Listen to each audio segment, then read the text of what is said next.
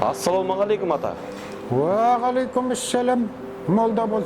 Жұмсағанда жолда бол. Әумин. Тағы да қой керек пе? Жоға, әзірге қой бар. Байқауымша сіз ұмыт болған дәстүрлерден біраз хабарыңыз бар сияқты. Мен сізді шайға шақырайын деп едім.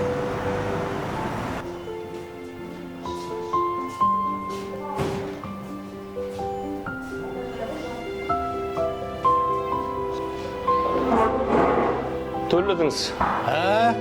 Рахмет.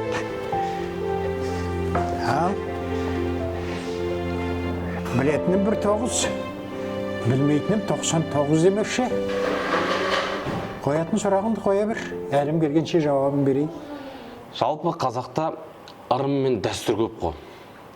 Қазіргі біз сияқты асфальтта өскен жастар дінге бет бұра бастағанда қабырғадағы ілулі тұрғанның барлығын шерікке жатқызып бірден байбалам саламыз.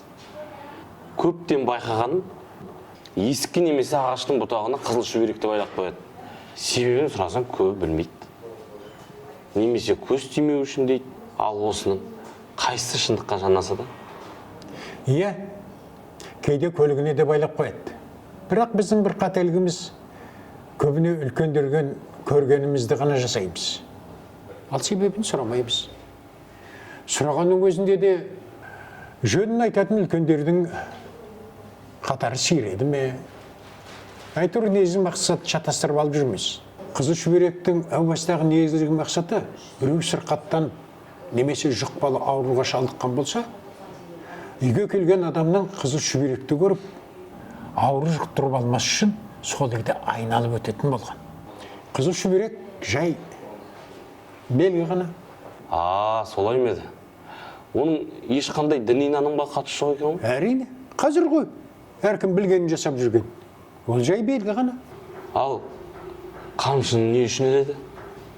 Білем, қазір өзі қолданбаса да сәндік үшін немесе жай бұйым ретінде іле береді. Оның да діни нанымға қатысы жоқ шығар деп сенемін. Дегенмен сонша мал айдаған қамшы төрде тұратындай несімен қадірлі?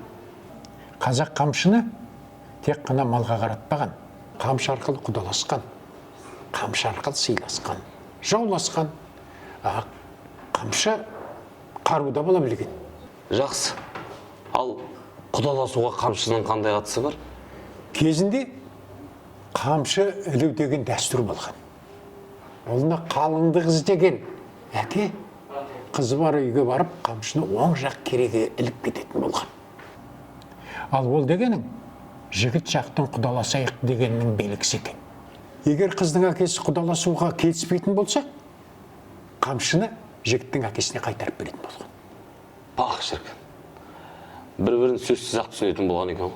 Бір қызығы әлеулі тұрған қамшыға қарап, қамшы иесінің әл-ауқатын, қай рудан екенін де шамалайтын болған. Ал сонда ренішісін қалай білдіретін болған? Жалпы қамшы ұстаудың өзінің бір әдебі бар.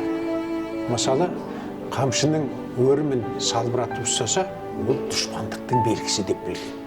Ал егер үйге келген мейман қамшыны үй сыртына қалдырмай, тізесінің астына басып отыратын болса, онда мейманның бір даулы мәселені шешуге келгені, немесе үй иесіне реніші барын білдірген.